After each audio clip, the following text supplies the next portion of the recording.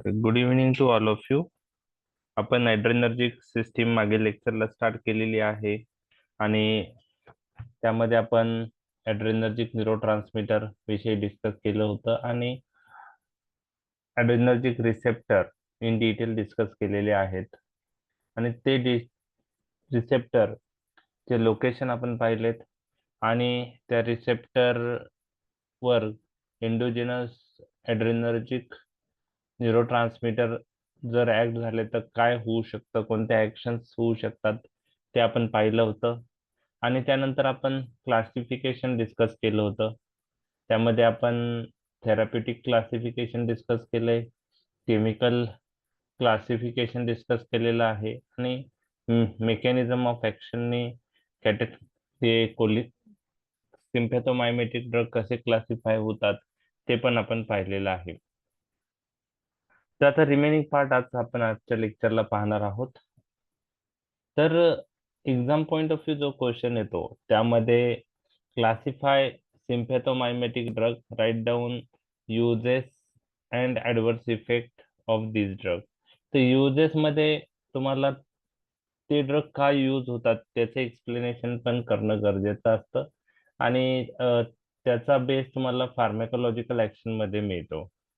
म्हणजे फार्मॅकोलॉजिकल actions ड्रगच्या exam मध्ये विचारतीलच असं नाही. मेकॅनिझम ऑफ ऍक्शन विचारली जाईल. तर sympathomimetic drugs acts through sympathetic receptor and produce action similar to that of sympathetic neurotransmitter असं आपण पाहिलेलं आहे. तर ते ड्रग सगळे सिम्पॅथेटिक रिसेप्टर किंवा ॲड्रेनर्जिक रिसेप्टरवर अगोनिस्ट म्हणून कार्य करतात आणि त्या ऍक्शनमुळे कोणत्या सिस्टीमवर काय ऍक्शन येते किंवा काय घडतं ते सगळं आपण फार्मॅकोलॉजिकल ऍक्शन्स मध्ये पाहतो. तर आज आपण फार्मॅकोलॉजिकल इफेक्ट काय येणार आहेत ते पाहणार आहोत.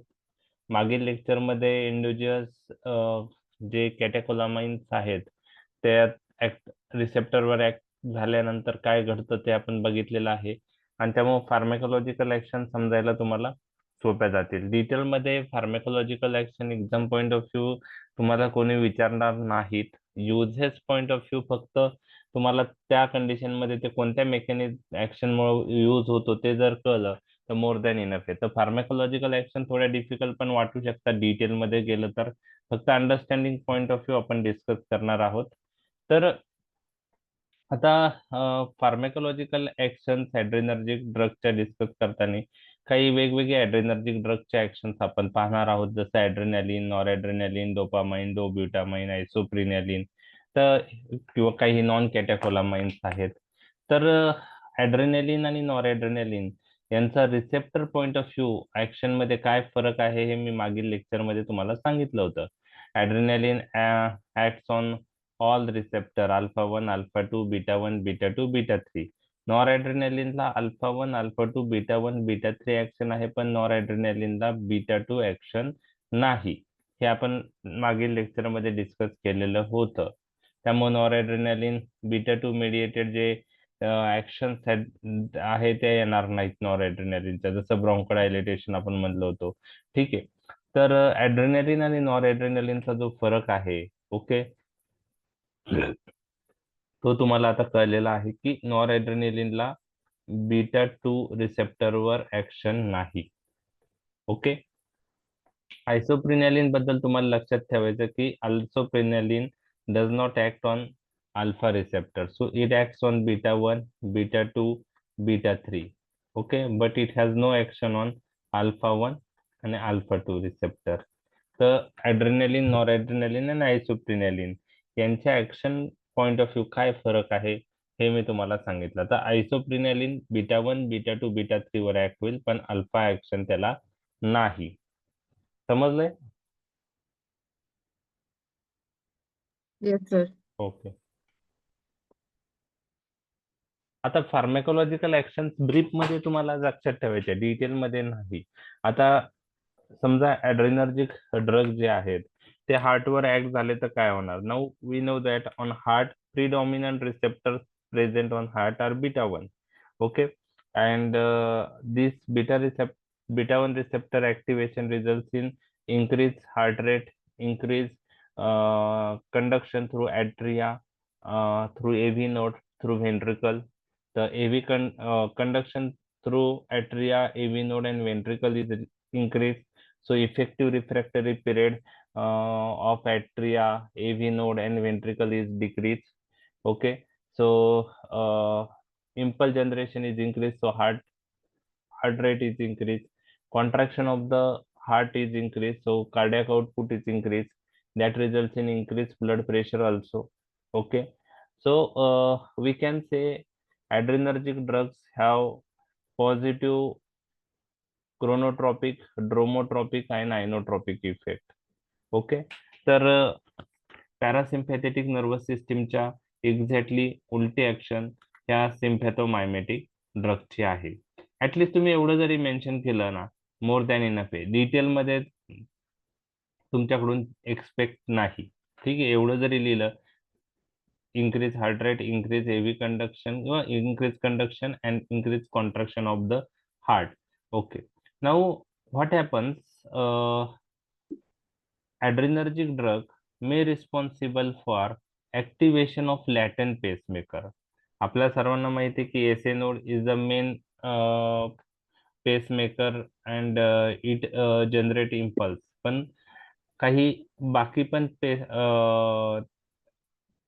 जे नोड आहेत ते आपल्या हार्टमध्ये प्रेझेंट असतात, पण ते इनऍक्टिव्ह स्टेटमध्ये असतात, किंवा आपण त्यांना लॅटंट पेसमेकर असं म्हणतो. ओके, आणि सर्व आपल्या कंडक्शनचा कंट्रोल हे एसए नोड थ्रू होतो. तर एसए नोड इम्पल्स जनरेट करतो आणि ते पूर्ण शरीरामध्ये, हार्टमध्ये इलेक्ट्रिक इम्पल्स ट्रान्सफर होतात. एसए नोड कडून AV node, bundle of His, Purkinje fibre वेंट्रिकलला जातात. तर हे एसए नोडचं काम आहे. आणि जे लॅटेंट पेसमेकर असतात ते तसे इनऍक्टिव्ह स्टेटमध्ये असतात. एव्ही नोड मध्ये असतात ते लॅटेंट पेसमेकर, पर्किन्सन्स फायबर मध्ये ते लॅटेंट पेसमेकर असतात. तर हे इनऍक्टिव्ह स्टेटेड मध्ये असल्यामुळे त्यांना आपण लॅटेंट पेसमेकर म्हणतात. तर हे ऍड्रेनर्जिक ड्रग हे लॅटेंट पेसमेकर ऍक्टिव्हेट करतात आणि त्याच्यामुळे हायर डोसला ऍड्रेनर्जिक ड्रग अरेथमिया प्रोड्यूस करू शकतात. अरेथमिया प्रोड्यूस करू शकतात. तर arrhythmia can occur at high dose. Okay, त्याचप्रमाणे काही अॅनास्थेटिक एजंट आहेत, ते हार्टला ऍड्रेनर्जिक ड्रगला सेन्सिटिव्ह करतात. म्हणजे हार्टची सेन्सिटिव्हिटी ऍड्रेनर्जिक ड्रगला वाढवतात आणि त्याच्यामुळे अरेथमियाची रिस्क वाढते.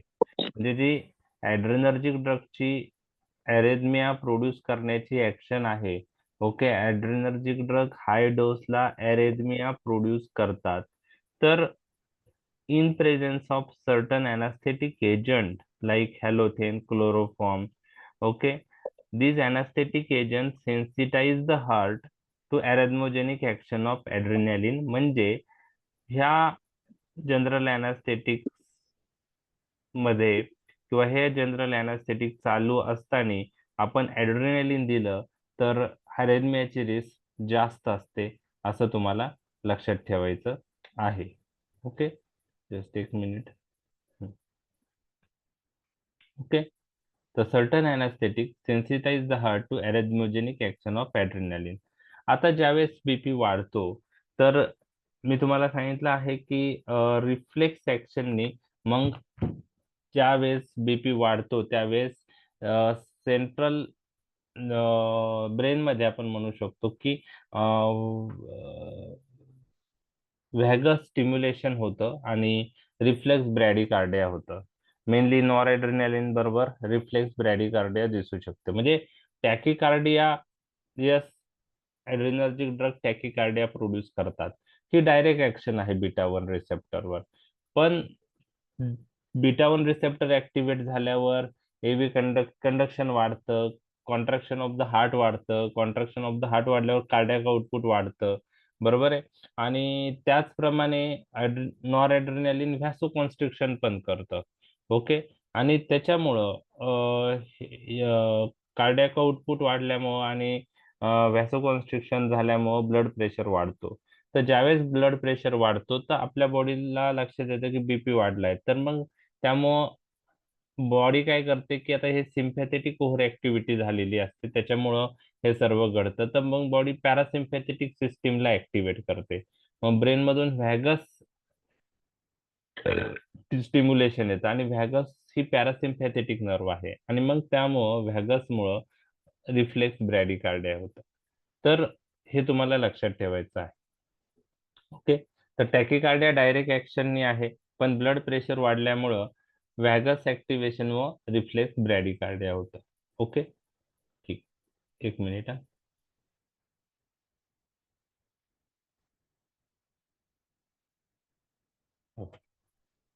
तर हार्डवरच्या ऍक्शन लक्षात आल्या तुमच्या? ब्लड वेसलवर काय ऍक्शन आहे यांच्या? ऍड्रेनर्जिक ड्रगच्या काय ऍक्शन असतील?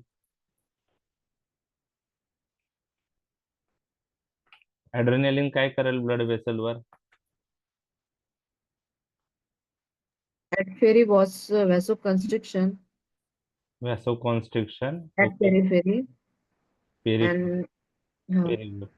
and vasodilatation at the arteries supplying to the main major organs. Very good. ठीक आहे. ओके. तर ऍड्रेनालिन by acting through alpha 1 and alpha 2 receptor produce vasoconstriction, and mainly peripheral blood vessels supplying to skin and mucous membrane there is vasoconstriction, and through beta 2 receptor adrenaline produce vasodilatation, and blood vessels supplying to major organ like skeletal muscle, coronary blood vessel. Okay. Blood vessel supplying to the liver. In that blood vessel there is vasodilatation.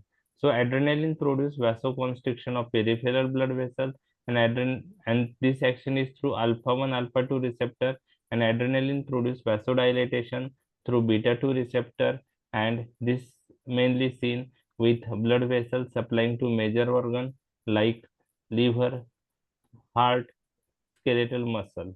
Okay. Now coming to the noradrenaline. Noradrenaline responsible for what? Vasodilatation or vasoconstriction. So we have discussed noradrenaline act on alpha 1, alpha 2, beta 1 and beta 3 receptor, but it has no beta 2 Acting on beta action. 2. Yes, so noradrenaline only produce vasoconstriction through alpha 1, alpha 2 receptor. On blood vessel, beta 2 receptor are there, but noradrenaline does not act on beta 2 receptor. So noradrenaline does not produce vasodilatation. So noradrenaline produce vasoconstriction, and it is through which receptor? Alpha 1, alpha 2. तर हा difference लक्षात आला तुमच्या? Yes, sir. Okay. आणि third आहे, आता समजा आपण आयसोप्रिनॅलिन बघितलं होतं. तर what आयसोप्रिनॅलिन responsible for related with blood vessels? So it acts through beta 1, beta 2, beta 3 receptor. Isoprenaline does not have any action on alpha 1, alpha 2 receptor. तर आयसोप्रिनॅलिन काय करेल मग? व्हॅसोकॉन्स्ट्रिक्शन करेल का व्हॅसोडायलेटेशन करेल का दोन्ही करेल? Vasodilatation. Yes, Vasodilatation. only vasodilatation, because on blood vessel it acts on beta 2 receptor only, no alpha action. तर तुम्हाला बेसिक जर क्लिअर असेल तर तुम्हाला ते लक्षात येणार आहे. ऍड्रेनालिन काय करेल, आयसोप्रिनॅलिन काय करेल, आणि नॉरएड्रेनालिन काय करेल. तर हे झालं ब्लड वेसलशी रिलेटेड. तर मी तुम्हाला सांगितलं both constriction vasodilatation depending on the drug, its dose आणि व्हॅस्क्युलर बेड. म्हणजे ड्रग वर पण ते डिपेंड आहे. Vasoconstriction occur through alpha 1 alpha 2 action and mainly cutaneous and mucosal blood vessel constricted. Dilatation occur through beta 2 receptor आणि mainly blood vessel supplying to skeletal muscle, liver and coronaries dilated. लक्षात आलं तुमच्या blood वेसलशी related action? हो sir. Okay.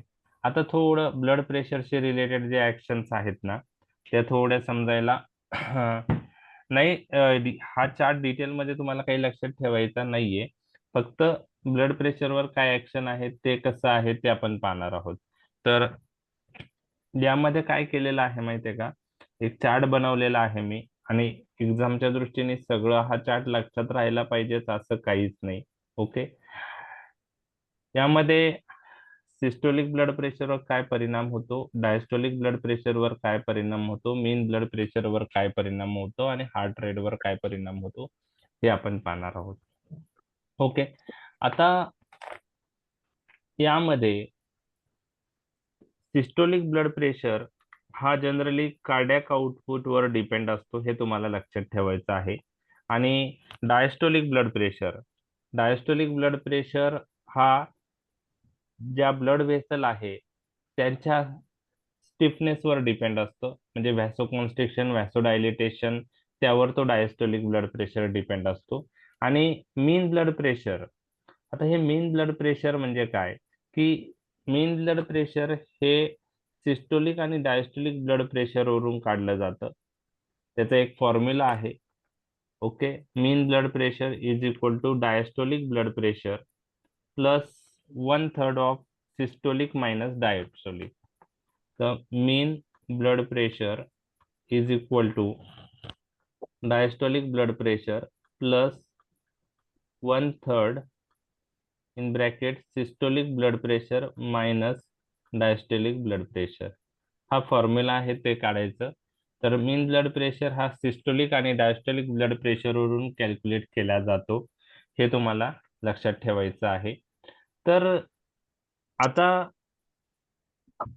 आपल्याला हे कळलं आहे की systolic blood pressure is related with cardiac output, diastolic blood pressure related with total peripheral resistance, म्हणजे ब्लड व्हेसलचं कॉन्स्ट्रिक्शनवर जो डिपेंड असतो, आणि त्या दोन्हींवरून मीन ब्लड प्रेशर येणार आहे. तर आपल्याला माहिती आहे noradrenaline acts on alpha 1, alpha 2, beta 1 आणि beta 2. So by acting through beta 1 receptor, it increases contraction of the heart, and due to that cardiac output is increased. So systolic blood pressure, noradrenaline increase होतो. Related with blood vessel, okay, it has beta 1, beta 3 action, but no beta 2 action. No? So related with diastolic blood pressure, okay. Now noradrenaline produce, we have discussed vasoconstriction.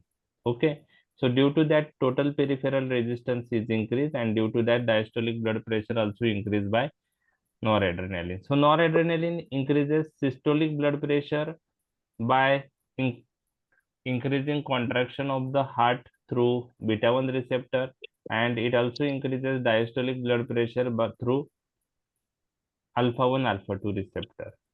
Okay, through alpha 1 alpha 2 receptor is produce vasoconstriction and increase, and due to that mean blood pressure also increase. लक्षात आलं, noradrenaline systolic पण वाढतो, diastolic पण वाढतं, मीन blood pressure पण वाढतं. Clear झालं एवढं? येस. ओके, आता हार्ट रेटवर जर डायरेक्ट ऍक्शन बघितली तर एस ए नोड मध्ये इम्पल्स जनरेशन वाढतात, आणि एस ए नोड ऍक्टिव्हेट होतो ते इम्पल्स जनरेशन वाढणार आहे, आणि हार्ट रेट काय होणार आहे, वाढणार आहे डायरेक्ट ऍक्शनने. परंतु आता रिफ्लेक्स ऍक्शनने काय होतं, डायस्टोलिक ब्लड प्रेशर वाढल्यामुळं व्हॅसोकॉन्स्ट्रिक्शन झालेलं आहे, ब्लड प्रेशर वाढलेलं आहे. ज्यावेळेस टीपीआर इन्क्रीज होतो त्यावेळेस ब्रेनकडे सिग्नल जातात, आणि पॅरासिम्पॅथेटिक ऍक्टिव्हेशन होतं, आणि vagus nerve through parasympathetic neurotransmitter release होतात, आणि ते हार्टवर रिलीज झाल्यामुळं ऍसिटिल कोलिन हार्टवर काय करतो, ब्रॅडिकार्डिया करतो, बरोबर आहे, म्हणजे हार्ट रेट कमी करतो. तर हे रिफ्लेक्स ऍक्शनने बीपी हार्ट रेट कमी होतो, आणि this action is more prominent with noradrenaline, and due to that net effect is reflex bradycardia. म्हणजे डायरेक्ट ऍक्शनने हार्ट रेट वाढतोय, बीटा 1 रिसेप्टर हार्टवरचे ऍक्टिव्हेट झाले तर हार्ट रेट वाढतोय. परंतु तुम्हाला मी सांगितलं की ज्यावेळेस ब्लड प्रेशर वाढतं, ज्यावेळेस टीपीआर वाढतो, डायस्टोलिक ब्लड प्रेशर वाढतं, त्यावेळेस रिफ्लेक्स ऍक्शनने व्हॅगस नर्व ऍक्टिव्हेट होते, आणि तिथं हार्टवर ऍसिटिल कोलिन रिलीज होतं, आणि त्यामुळे हार्ट रेट कमी होतो, आणि this is more prominent, and due to that net effect is reflex bradycardia. आता हे आपण खूप डिटेलमध्ये डिस्कस केलंय, ठीक आहे. आता ॲड्रेनालिनचा विचार केला तर तो अल्फा 1, अल्फा 2, बीटा 1, बीटा 2 आणि बीटा 3 रिसेप्टरवर ऍक्ट होतो. सो थ्रू बीटा 1 तो कार्डियक आउटपुट वाढवेल कॉन्ट्रॅक्शन ऑफ द हार्ट वाढल्यामुळं आणि त्यामुळे सिस्टोलिक ब्लड प्रेशर वाढेल. डायस्टोलिक ब्लड प्रेशर व्हॅसोकॉन्स्ट्रिक्शन झालं तर वाढेल थ्रू अल्फा 1, अल्फा 2 आणि व्हॅसोडायलेटेशन जर बीटा 2 झालं तर डायस्टोलिक ब्लड प्रेशर काय होईल? कमी होईल. म्हणजे ॲड्रेनालिन इन्क्रीज किंवा डिक्रीज असं दोन्ही होऊ शकतं. बरोबर आहे. आणि मीन ब्लड प्रेशरचा जर विचार केला तर मीन ब्लड प्रेशर ॲड्रेनालिन वाढवतो. ठीक आहे. ॲड्रेनालिन वाढवतो. ठीक आहे. आता डायरेक्ट ऍक्शनने हार्ट रेट सर्व ठिकाणी वाढणार आहे. बीटा 1 रिसेप्टर ऍक्टिव्हेट झाले तर हार्ट रेट वाढणार आहे. नॉर ॲड्रेनालिन डायरेक्ट ऍक्शनने हार्ट रेट वाढवेल, ॲड्रेनालिन वाढवेल आणि आयसोप्रिनालिन पण वाढवेल. आता रिफ्लेक्स ऍक्शन ॲड्रेनालिनच्या बाबतीत एवढी सिग्निफिकंट नसते कारण डायस्टोलिक ब्लड प्रेशर इन्क्रीज पण होऊ शकतो, डिक्रीज होऊ शकतो. काही ठिकाणी व्हॅसोकॉन्स्ट्रिक्शन होतं, काही ठिकाणी व्हॅसोडायलेटेशन होतं. त्यामुळे रिफ्लेक्स ऍक्शन एवढी प्रॉमिनंट राहत नाही. त्यामुळे नेट इफेक्ट हार्ट रेटचा इन्क्रीज हार्ट रेट राहतो. तर पहा, नॉरएड्रेनालिन रिफ्लेक्स ब्रॅडिकार्डिया करतो आणि ॲड्रेनालिन इन्क्रीज हार्ट रेट दाखवतोय. आता आयसोप्रिनालिनचा जर विचार केला तर तो बीटा 1, बीटा 2 आणि बीटा 3 रिसेप्टरवर ऍक्ट होतो, अल्फा 1, अल्फा 2 ऍक्शन नाही. तर त्याबरोबर मला तुम्ही सांगा की आयसोप्रिनालिन सिस्टोलिक ब्लड प्रेशर वाढवेल का नाही? तर वाढवेल, कारण बीटा 1 रिसेप्टरवर ऍक्शन आहे, कॉन्ट्रॅक्शन ऑफ द हार्ट वाढेल, कार्डियक आउटपुट वाढेल. आता ब्लड वेसलवर त्याची ऍक्शन बीटा 2 रिसेप्टरवर असेल कारण त्याला अल्फा ऍक्शन नाही. तर बीटा 2 रिसेप्टरवर ऍक्ट होऊन तो व्हॅसोडायलेटेशन करेल आणि त्याच्यामुळं डायस्टोलिक ब्लड प्रेशर आयसोप्रिनालिनने काय होतो? कमी होतो.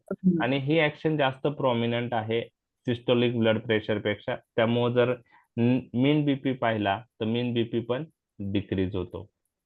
आता मीन बीपी लक्षात नाही राहू शकत, नाही ठेवलं तरी चालेल, पण आयसोप्रिनालिनने सिस्टोलिक ब्लड प्रेशर वाढला, डायस्टोलिक ब्लड प्रेशर कमी झालाय. तर डायरेक्ट ऍक्शनने तर हार्ट रेट वाढणार आहे. बीटा 1 रिसेप्टर हार्टवर्डचे ऍक्टिव्हेट झाले. आता आयसोप्रिनालिनच्या बाबतीत रिफ्लेक्स ऍक्शन काय येते? तो आयसोप्रिनालिन डायस्टोलिक ब्लड प्रेशर काय करतोय? आयसोप्रिनालिन डायस्टोलिक ब्लड प्रेशर काय कमी करतोय? करतो. कमी करतोय. डिक्रीज करतो. त्यामुळे ज्यावेळेस व्हॅसोडायलेटेशन होतं त्यावेळेस रिफ्लेक्स टॅकिकार्डिया होतं, हे लक्षात घ्या. ज्यावेळेस व्हॅसोकॉन्स्ट्रिक्शन होतं तेव्हा रिफ्लेक्स ब्रॅडिकार्डिया होतं. तर इथं व्हॅसोडायलेटेशन झाल्यामुळं ब्रेनमधून ब्रेनमध्ये सिग्नल जातात, व्हॅसोडायलेटेशन झालंय त्यावेळेस सिम्पॅथेटिक ऍक्टिव्हिटी परत वाढते आणि त्याच्यामुळं रिफ्लेक्स ऍक्शननी पण आयसोप्रेनालिन हार्ट रेट काय करतो? वाढवतो. आणि त्याच्यामुळे आयसोप्रिनालिन नेट इफेक्ट हार्ट रेटवर इन्क्रीज आहे. तर हे डिटेलमध्ये तुम्हाला डिटेलमध्ये गरज नाहीये. तुम्ही फक्त म्हणू शकतात by acting through beta 1 receptor cardiac output is increase, so systolic blood pressure is increase through डायस्ट through regarding diastolic blood pressure through alpha action vasoconstriction occur, diastolic blood pressure increase through beta action, beta 2 vasodilatation occur, diastolic blood pressure decrease. एवढं जरी लिहिलं तरी चालेल. Individual drug विषयी तुम्हाला माहित नसेल तरी चालू शकतं. ठीक आहे. त्याच्यात एवढं डिटेलमध्ये जायची गरज नाही, किंवा फक्त इतका जरी चार्ट तुम्हाला माहित झाला तरी पण मोर दॅन इनफ आहे. ठीक आहे. तर हे मी खूप डिटेलमध्ये जे के.डी. त्रिपाठीत मेन्शन केलेलं आहे त्यानुसार मी डिस्कस केलेलं आहे. नेक्स्ट ब्लड प्रेशर नंतर रेस्पिरेशन. तर काय ऍक्शन होईल बीटा 2 रिसेप्टर थ्रू? ब्रॉन्कोडायलेटेशन और ब्रॉन्कोकॉन्स्ट्रिक्शन? ब्रॉन्कोडायलेटेशन. ब्रॉन्कोडायलेटेशन. तर ॲड्रेनालिन आणि आयसोप्रिनालिन ब्रॉन्कोडायलेटेशन करतील, पण नॉरएड्रेनालिन ब्रॉन्कोडायलेटेशन करणार नाही कारण नाही. नॉरएड्रेनालिनला बीटा 2 रिसेप्टरवर ऍक्शन नाही. ठीक आहे, नाही. लक्षात आलं. ओके, ठीक. आता हे टॉक्सिक डोसला काय होतं? There is a shifting of the blood from systemic to pulmonary circulation आणि त्याच्यामुळं टॉक्सिक डोसला ॲड्रेनालिन पल्मोनरी इडिमा करतो. Blood is shifted from systemic circulation to pulmonary circulation. आता ते तुम्हाला पाठच करावं लागणार आहे. ओके. आय रिलेटेड ऍक्शन्स काय? ओके, आठवतंय तुम्हाला आय रिलेटेड ऍक्शन्स ऍड्रेनर्जिक ड्रगच्या? Wait. आय रिलेटेड ऍक्शन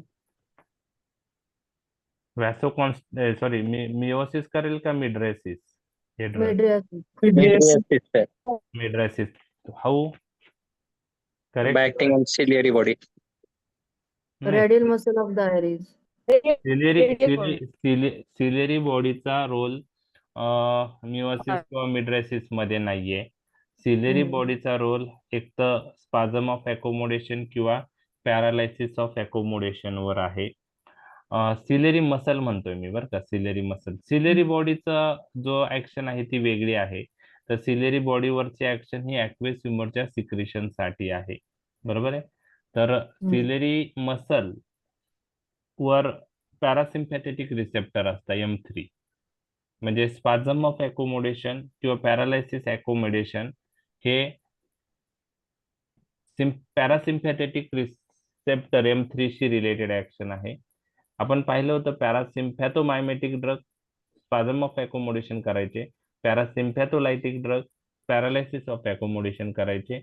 इथं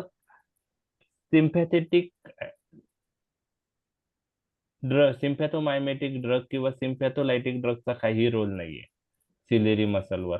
ठीक आहे, तिथं M3 रिसेप्टर असतात. दुसरं सिलेरी बॉडी तुम्ही म्हणलात, तर सिलेरी बॉडीचा जो रोल आहे तो वेगळा आहे. सिलेरी बॉडीचा रोल काय आहे? सिलेरी बॉडी वरचे बीटा रिसेप्टर ऍक्टिव्हेट झाले तर ऍक्वियस ह्युमरचं सिक्रिशन काय होतं?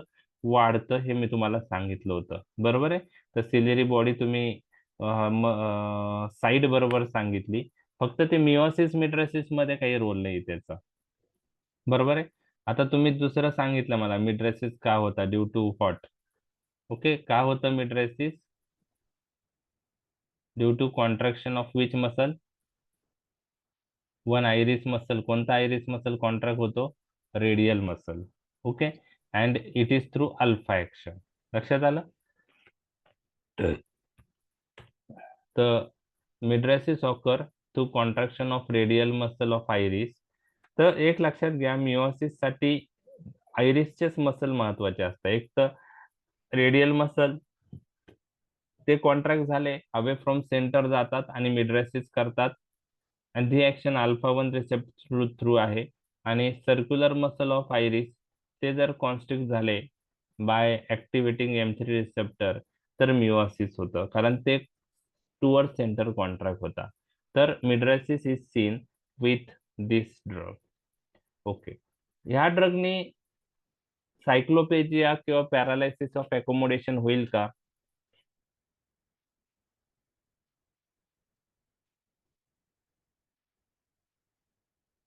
मिड्रेसिस तर होत आहे. पॅरालायसिस ऑफ अकोमोडेशन किंवा सायकोप्लेजिया ह्या ड्रगने होईल का? Yes or no?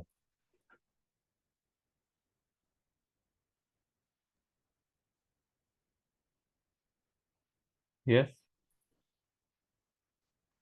हे ड्रग सायक्लोप्लेजिया किंवा पॅरालायसिस ऑफ अकोमोडेशन दाखवतील का? कोणते? Yes, very good. कोणते ड्रग सायक्लोप्लेजिया दाखवतात? Correct. Vision is fix for near far object.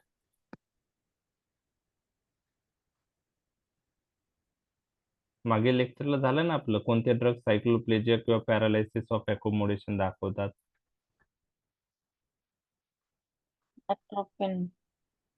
Anti cholinergic drug. Okay,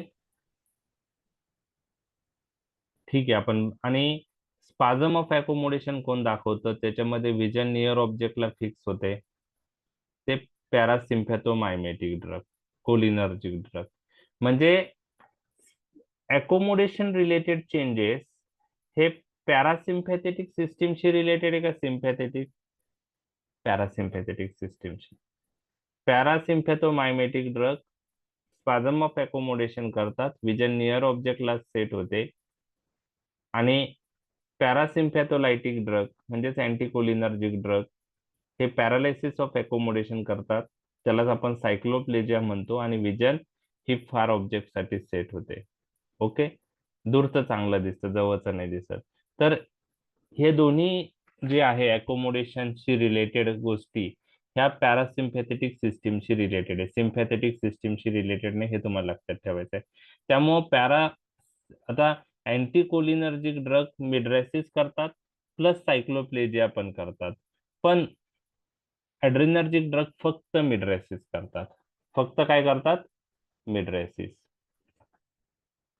आता आपण हे बघितलेलं आहे की mydriasis is seen with adrenergic drug. Okay, आणि mydriasis plus cycloplegia is seen with anticholinergic drug.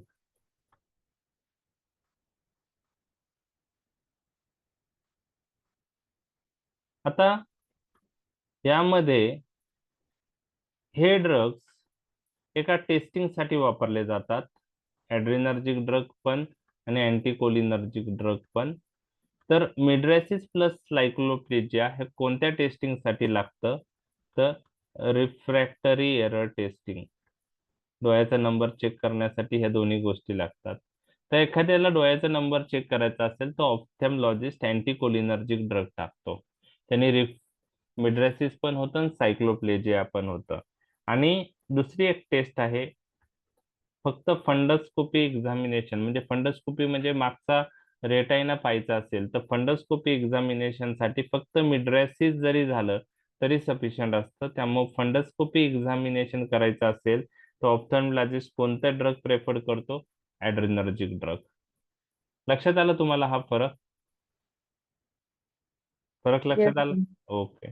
तर ह्या हो sir. MCQ point of view तुम्हाला लक्षात ठेवायचं बरं का.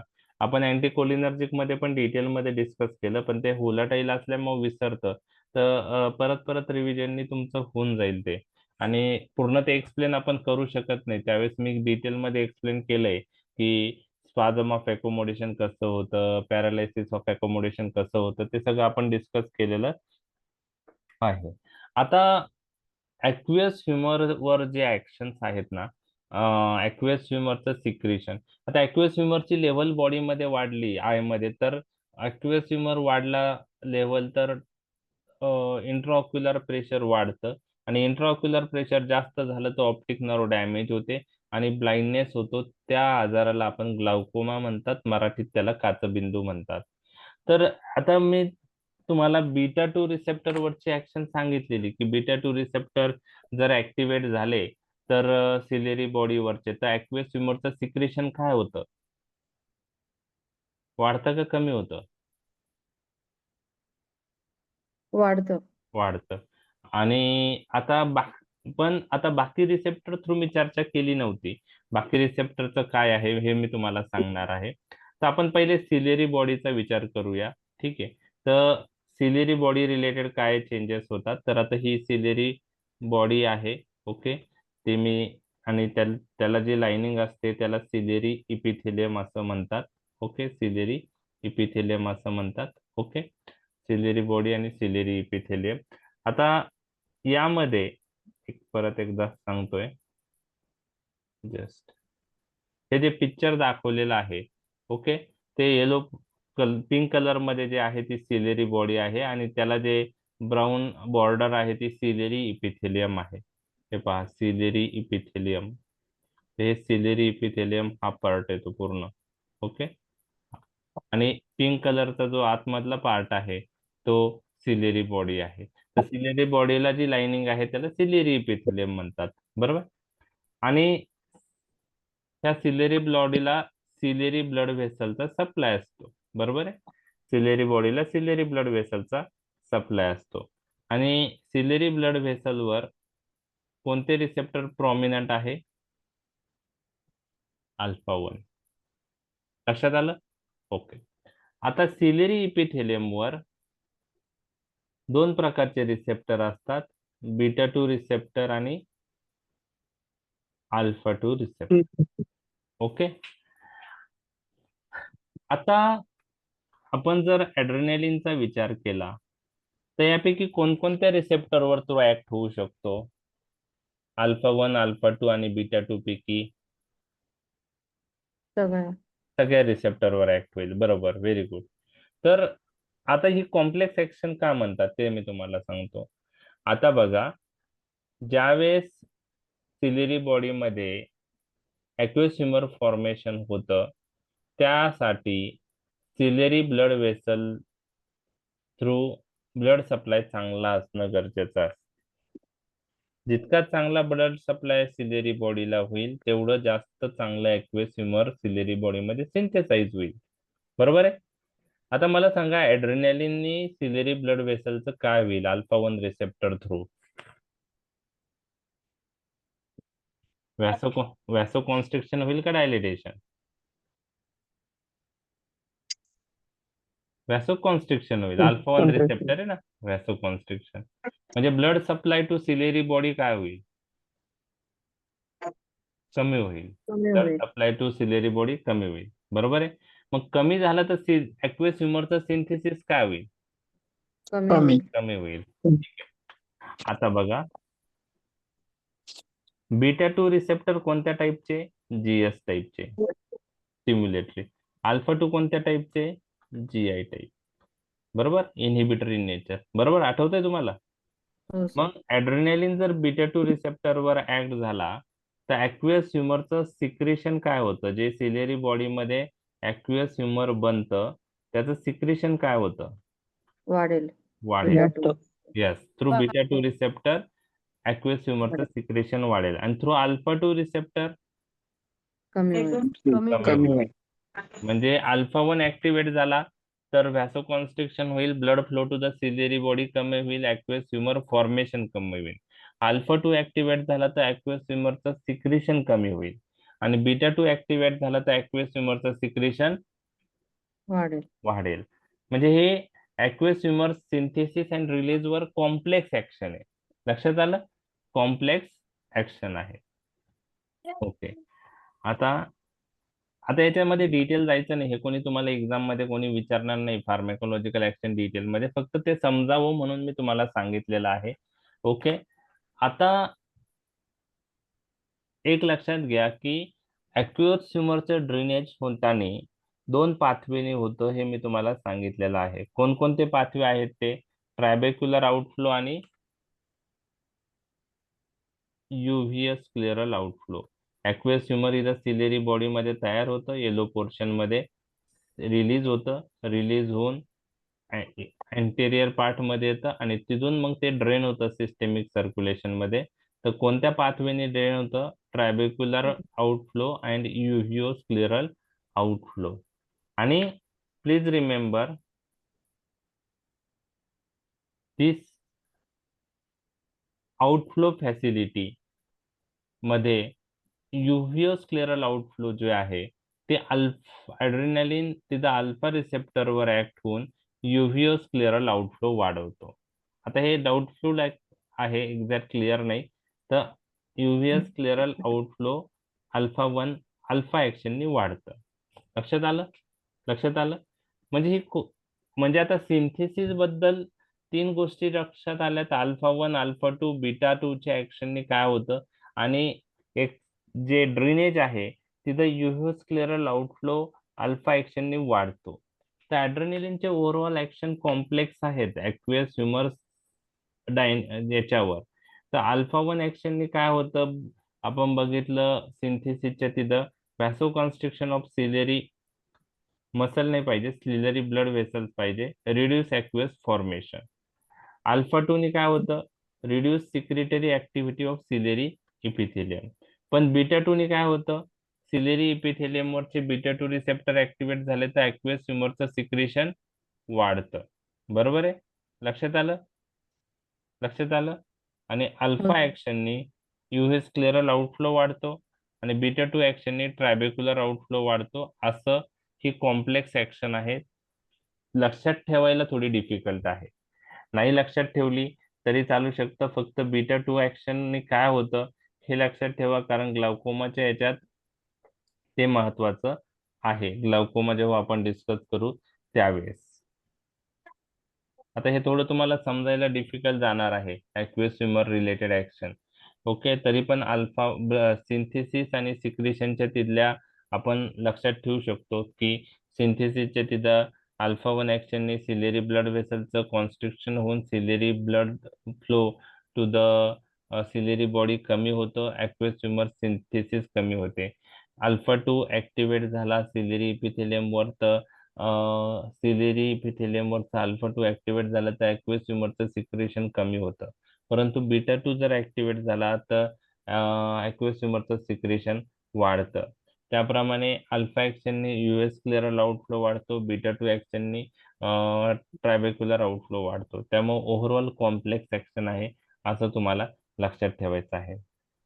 जीआयटी वर काय ऍक्शन आहे, तर तुम्हाला मी सांगितलं बीटा 2 रिसेप्टरने काय होतील, स्मूथ मसल रिलॅक्स होतील.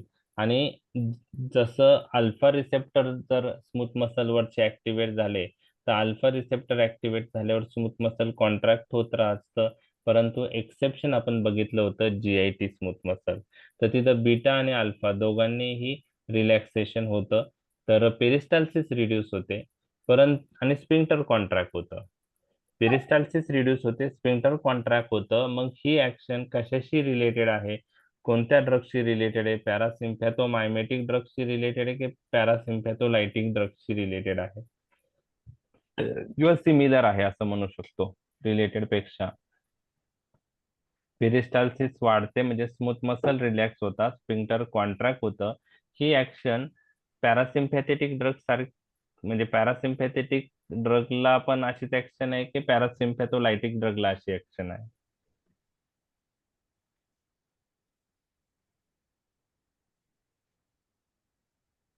स्मूथ मसल रिलॅक्स कोण करतं, पॅरासिम्पॅथोमायमेटिक ड्रग करतात की पॅरासिम्पॅथोलायटिक ड्रग करतात? मायमेटिक. पॅरासिम्पॅथोमायमेटिक स्मूथ मसल रिलॅक्स करतात. कसं करतात, त्यासाठी तुम्हाला डायरेक्ट आठवायची गरज नाहीये. तुम्हाला काय आठवायचंय, स्मूथ मसलवर कोणते रिसेप्टर असतात, पॅरासिम्पॅथेटिक किंवा कोलिनर्जिक? Beta 2 receptor. पॅरासिम्पॅथेटिक चालू आहे आपलं, सिम्पॅथेटिक नाही, मस्कुराने पॅरासिम्पॅथेटिक. मस्क्युलॅनिक कोणते असतात, M1 M2 M3 पैकी स्मूथ मसलवर? M3. M3 मग ते जर ऍक्टिव्हेट झाले तर काय होईल, M3 GQ टाईप आहेत, तर स्मूथ मसलचं काय होईल, dilate relaxation. Relax relaxation. M3 receptor हे GQ टाईप रिसेप्टर आहेत. ते ऍक्टिव्हेट झाले तर IP3 डायसिल ग्लिसरॉल पाथवे ऍक्टिव्हेट होऊन कॅल्शियमची लेवल वाढते स्मूथ मसलची. तर M3 रिसेप्टर जर ऍक्टिव्हेट झाले तर काय होईल, म्हणजे थोडक्यात M3 रिसेप्टर कधी ऍक्टिव्हेट होतील, तिथं ऍसिटिल कोलिन ऍक्ट झाल्यावर. ऍसिटिल कोलिन M3 रिसेप्टर ऍक्टिव्हेट होऊन स्मूथ मसल कॉन्ट्रॅक्ट होतात का रिलॅक्स? कॉन्ट्रॅक्ट. कॉन्ट्रॅक्ट. मग आतापर्यंत रिलॅक्स सांगत होते ना तुम्ही, बरोबर आहे. आता याच्यात अजून एक आहे की सिम्पॅथोमायमेटिक ड्रग स्मूथ मसल रिलॅक्स करताय, तर पॅरासिम्पॅथोमायमेटिक त्याच्या विरुद्ध करतील. मोस्टली पॅरासिम्पॅथेटिक आणि सिम्पॅथेटिक सिस्टीम ऑपोजिट कार्य करतात. तर पॅरासिम्पॅथेटिक रिसेप्टर जर ऍक्टिव्हेट झाले M3 स्मूथ मसलचे, ऍसिटिल कोलिननी होऊ द्या, पॅरासिम्पॅथोमायमेटिक ड्रगनी होऊ द्या, तर स्मूथ मसलचं काय होतं, कॉन्ट्रॅक्शन होतं. मग मला तुम्ही सांगा की पॅरासिम्पॅथेटिक रिलेटेड कोणते ड्रग स्मूथ मसल रिलॅक्स करतील?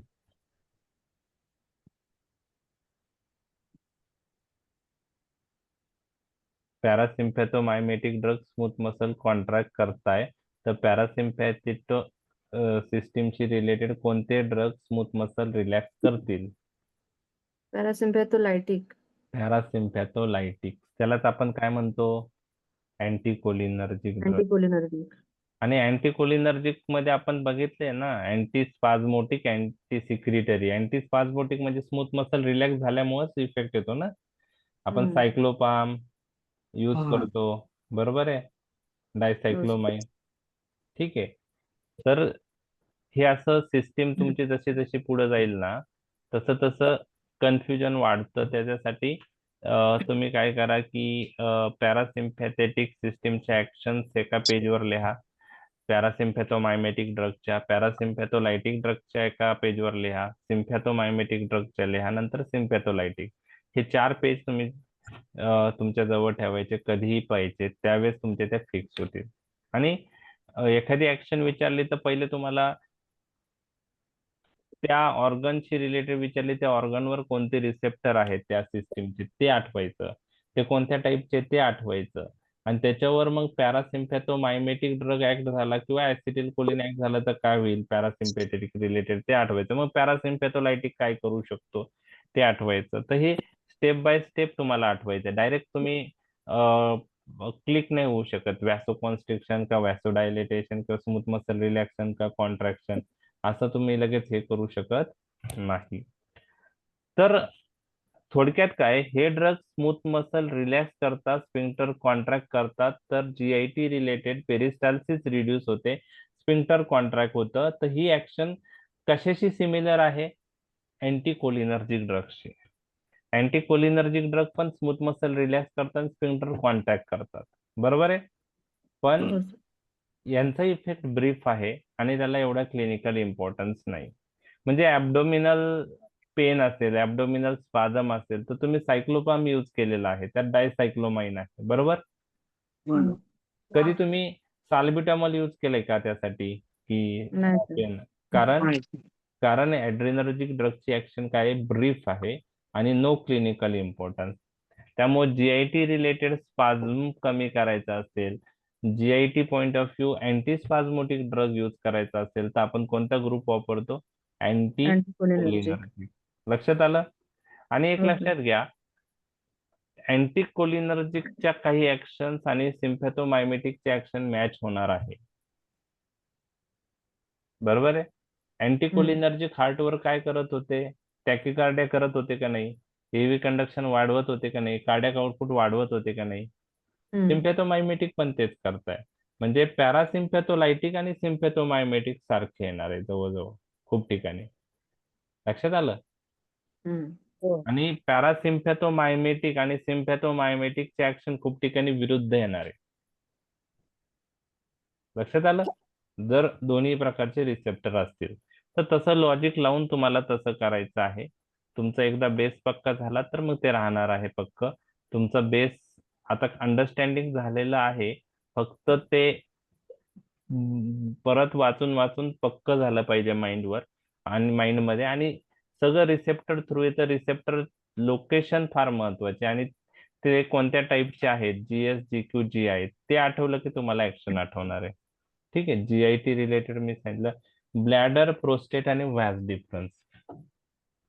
तर युरिनरी ब्लॅडरवर काय ऍक्शन आहे, तर डेट्रुझल मसलवर बीटा 2 रिसेप्टर प्रॉमिनंट असतं आणि डेट्रुझल मसल काय होतं मग, रिलॅक्स होतं.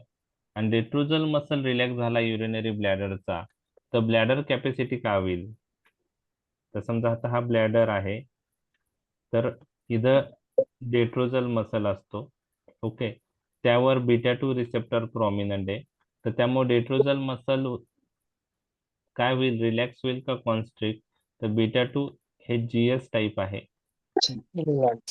सायक्लिक एएमपी ची लेवल वाढवतील आणि सायक्लिक एएमपी स्मूथ मसल मध्ये वाढलं तर स्मूथ मसल रिलॅक्स होईल, डेट्रोजल मसल रिलॅक्स होईल. हे तुम्हाला लक्षात ठेवायचं आहे.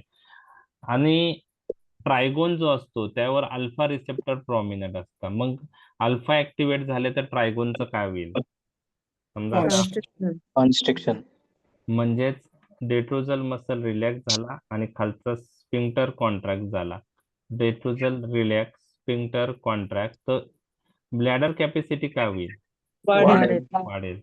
आणि अँटीकोलिनर्जिकची ऍक्शन बघा त्याच टाईपची आहे. अँटीकोलिनर्जिक डेट्रोजल मसल रिलॅक्स करतात, स्फिंक्टर काय करताय, कॉन्ट्रॅक्ट, ते पण युरिनरी रिटेन्शन करतात, बरोबर. अँटीकोलिनर्जिक, बरोबर आहे. फक्त ते वेगळ्या रिसेप्टर थ्रू करतात, बरोबर आहे. ठीक आहे.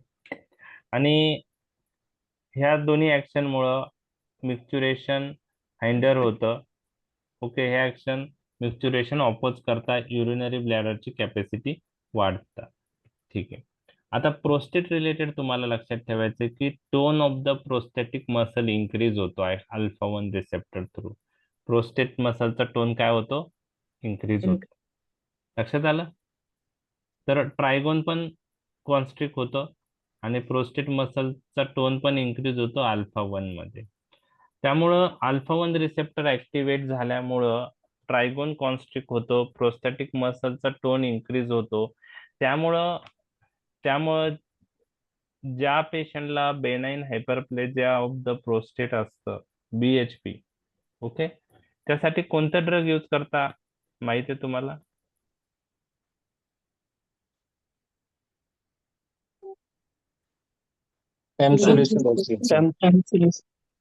टॅम्सोलोसिन.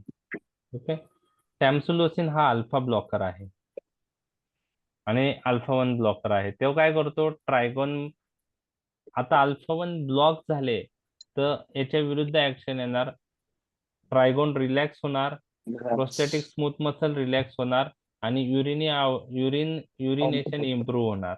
म्हणजे बेनाइन हायपरप्लेजिया ऑफ प्रोस्टेट मध्ये जे युरिन आउटफ्लो ऑब्स्ट्रक्ट झालेलं होतं ते इम्प्रूव्ह होणार आणि त्यामुळे बेनाइन हायपरप्लेजिया ऑफ प्रोस्टेट मध्ये टॅम्सुलोसिन सिम्पटमॅटिक इम्प्रूव्हमेंट दाखवतं. लक्षात आलं? आणि ती ऍक्शन कशा थ्रू आहे? By blocking which receptor? Alpha 1 receptor. मग त्यामुळे प्रोस्टेटचा टोन कमी होतो, प्रोस्टेट मसल रिलॅक्स होता, ट्रायगोन पण रिलॅक्स होतं आणि त्याच्यामुळे युरिन आउटफ्लो वाढतं. हे तुम्हाला लक्षात ठेवायचं आहे. आता जे इजॅक्युलेशन पॉइंट ऑफ व्ह्यू ह्या ऍड्रेनर्जिक सिस्टीमचा रोल आहे.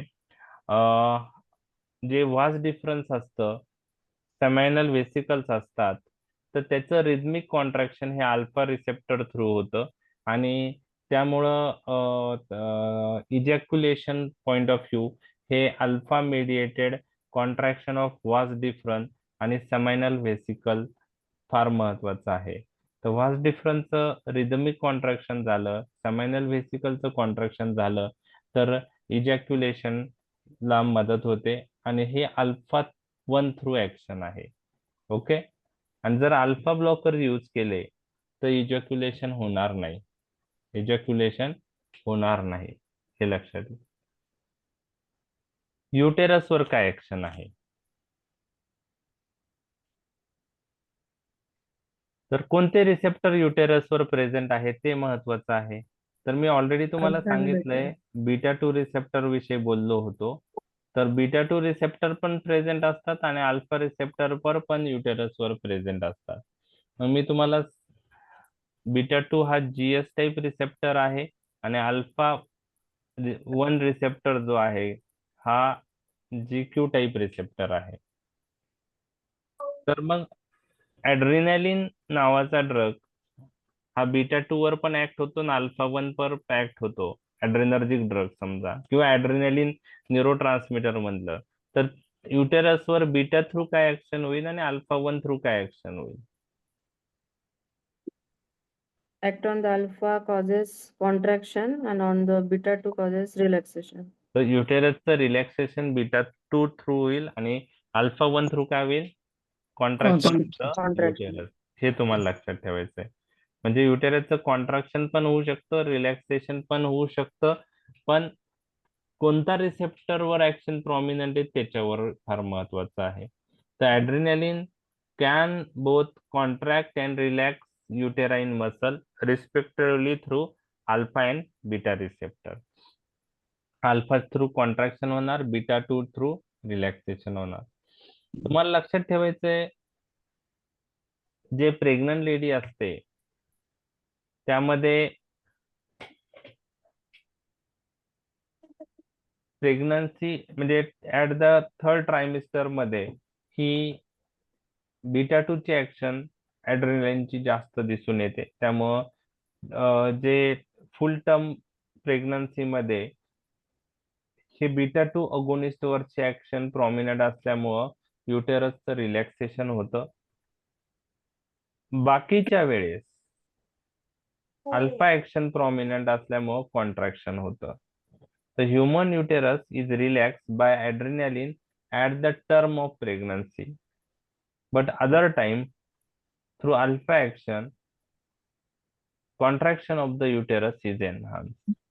ओके, तर बीटा 2 थ्रू रिलॅक्सेशन होतं, अल्फा 1 थ्रू कॉन्ट्रॅक्शन होतं. एवढं लक्षात ठेवलं तरी चालेल. स्प्लेनिक कॅप्सूल जे आहे त्याच्यावर अल्फा रिसेप्टर असतात आणि त्याच्यामुळं अल्फा रिसेप्टर ऍक्टिव्हेट झाल्यामुळं स्प्लेनिक कॅप्सूलचं कॉन्ट्रॅक्शन होऊन आरबीसी सर्क्युलेशन मध्ये पोर्ड होतात, सर्क्युलेशन मध्ये रिलीज होतात. परंतु ही ऍक्शन ह्युमन मध्ये एवढी सिग्निफिकंट नाहीये. ओके, ते लक्षात ठेवायचं आहे. स्केलेटल मसल स्पिंडल फायबरवर काय ऍक्शन पाहिली होती आपण, आठवतंय? कोणते रिसेप्टर प्रेझेंट असतात? बीटा का अल्फा, आणि असेल तर मग Beta. कोण? Skeletal muscle spindle fibre Beta 2. Beta 2, आणि ते ऍक्टिव्हेट झालं तर काय होईल? ट्रिमर्स. Tremors. ओके, तर skeletal muscle spindle fibre activate होतात बीटा 2 रिसेप्टर आणि रिस्पॉन्स काय होतो की tremor. So adrenaline responsible for tremors. Even तुम्ही अस्थमा पॉइंट ऑफ व्ह्यू जे ड्रग यूज करतात, साल्बिटामॉल, सालमेट्रॉल, ते पण बीटा 2 अगोनिस्ट आहे, त्यांनी पण ट्रिमर्स होतात. तर tremor is important adverse effect of adrenergic drug, हे तुम्हाला लक्षात ठेवायचं आहे. ओके, आता सीएनएस रिलेटेड ऍक्शन. आता ह्या ऍक्शन्स आपण डिटेल मध्ये डिस्कस जस्ट का करत आहोत? तुमचे ते म्हणजे लोकेशन क्लिअर व्हावे, त्याच्यामुळे काय ऍक्शन होते ते तुम्हाला लक्षात यावं म्हणून. एक्झाम मध्ये सगळं काही तुम्हाला विचारतीलच असं नाही. जनरली लॉंग क्वेश्चन मध्ये classification, mechanism of action in one line असते आणि युजेस ऍडव्हर्स इफेक्ट असा क्वेश्चन असतो. तर क्लासिफिकेशन जवळजवळ 3 मार्कला असेल, तर युजेस ऍडव्हर्स इफेक्ट बाकीच्या 4-4.5 मार्कला येतात. त्यामुळे फार्मॅकोलॉजिकल ऍक्शन इन डिटेल तुम्हाला फार रेअरली विचारले जातील. तर ब्रीफ मध्ये तुम्हाला लक्षात ठेवायचं. आता सीएनएस, तर कॅटाकोलामाइन्स आणि नॉन कॅटाकोलामाइन्स मध्ये आपण डिफरन्स पाहिला होता. Catecholamines do not cross blood brain barrier, त्यामुळे कॅटाकोलामाइन्सला सिग्निफिकंट इफेक्ट नाही, हे तुम्हाला लक्षात ठेवायचं आहे. Okay, non catecholamines can cross blood brain barrier आणि non catecholamines CNS effect produce करू शकतात. ओके, त्यामध्ये एम्फिटामाइन नावाचा ड्रग आहे, तो सीएनएस स्टिम्युलंट आहे. एम्फिटामाइन, मिथाएम्फिटामाइन आपण बघितलेला आहे. तर एम्फिटामाइन नावाचा ड्रग जो आहे ऍड्रेनर्जिक ड्रग मधला, ओके, तो सीएनएस स्टिम्युलंट ड्रग आहे आणि तो काय काय ऍक्शन दाखवतो ते पहा. तो अलर्टनेस वाढवतो, कॉन्सन्ट्रेशन वाढवतो, अटेन्शन स्पॅन वाढवतो, युफोरिया प्रोड्यूस करतो, म्हणजे प्लेजरेबल इफेक्ट प्रोड्यूस करतो, टॉक्युटिव्हनेस वाढवतो, वर्क कॅपॅसिटी वाढवतो आणि रेटिक्युलर वेकफुलनेस जे आहे ते वाढवतो. तर हे ओव्हरऑल सीएनएस इफेक्ट्स आहेत. तर तुम्हाला कोणी विचारलं ऍड्रेनालिनची काय ऍक्शन आहे, बाहेरून आपण ऍड्रेनालिन टाकला ब्रेनवर, तर ऍड्रेनालिन कॅटेकोलामाइन्स आहे, तो ब्लड ब्रेन बॅरियर क्रॉस करेल का? नाही, नाही. म्हणजे सीएनएस ऍक्शन नाहीये. पण नॉन कॅटेकोलामाइनचा सीएनएस ऍक्शन असू शकते. त्यात काही ड्रग सीएनएस स्टिम्युलंट आहे. तर एम्फिटामाइनचा तुम्हाला लक्षात ठेवायचं आहे. इवन ऍथलेटिक्स मध्ये काही ऍथलीट्स त्याचा यूज करतात. ओके, व त्याचं वर्क कॅपॅसिटी वाढवतं आणि त्यामुळे डोप टेस्ट मध्ये त्या एम्फिटामाइनचा टेस्ट केली जाते की त्या ऍथलीटने एम्फिटामाइन घेतलाय का नाही. ठीक आहे, तर सीएनएस स्टिम्युलंट मध्ये इवन एम्फिटामाइन अलर्टनेस वाढवतो, कॉन्सन्ट्रेशन वाढवतं, अटेन्शन स्पॅन वाढवतं. त्यामुळं exam point of view students मध्येही कधी कधी त्या एम्फिटामाइन घेण्याचे प्रकार दिसून आले होते. कारण अलर्टनेस वाढतो, वेकफुलनेस वाढतो, कॉन्सन्ट्रेशन वाढतं, बरोबर आहे. परंतु तो घेतला नाही पाहिजे, त्याचे काही बाकी ड्रॉबॅक पण आहे. अजून सीएनएस ऍक्शन काय आहे, तर तुम्हाला अल्फा मिथिल डोपा माहिती आहे. ऐकलंय ड्रग? हो sir. Pregnancy induce hypertension Pregnancy मध्ये induced आपण देतो. hypertension. त्याचप्रमाणे अजून एक अँटी हायपरटेन्सिव्ह ड्रग आहे क्लोनिडिन. तर क्लोनिडिन आणि अल्फा मिथिल डोपा हे जे अँटी हायपरटेन्सिव्ह ड्रग आहेत त्यांना आपण centrally acting anti hypertensive drug म्हणतो. का बरं? त्यांची ऍक्शन ब्रेन मध्ये आहे आणि ब्रेन मध्ये ते अल्फा 2 रिसेप्टरवर बाइंड होतात आणि त्यांना ऍक्टिव्हेट करतात. अल्फा 2 हा इन्हिबिटरी इन नेचर आहे आणि त्यामुळे तो ऍक्टिव्हेट झाल्यावर ब्रेन मधून सेंट्रल सिम्पॅथेटिक आउटफ्लो कमी होतो. Alpha 2 is inhibitory in nature, त्यामुळे तो ऍक्टिव्हेट झाल्यामुळं क्लोनिडिन आणि अल्फा मिथिल डोपाने सेंट्रल सिम्पॅथेटिक आउटफ्लो कमी होतो आणि सेंट्रल सिम्पॅथेटिक आउटफ्लो कमी झाल्यामुळं ब्लड प्रेशर आणि हार्ट रेट कमी होतो. कारण सिम्पॅथेटिक सिस्टीम मधून येणारे न्यूरोट्रान्समीटरच रिलीज होत नाही, कमी होत आहे. सेंट्रल सिम्पॅथेटिक आउटफ्लो हे ड्रग कमी करतात. तर सेंट्रली ऍक्टिंग अँटी हायपरटेन्सिव्ह ड्रगची नावं जर तुम्हाला कोणी विचारली तर याचा अर्थ जे ड्रग ब्रेन मध्ये जाऊन ऍक्ट होऊन ब्लड प्रेशर कमी होतं असे ड्रग. तर centrally acting anti hypertensive drug मध्ये क्लोनिडिन आणि अल्फा मिथिल डोपा आहेत आणि हे अल्फा 2 अगोनिस्टिक ड्रग आहेत.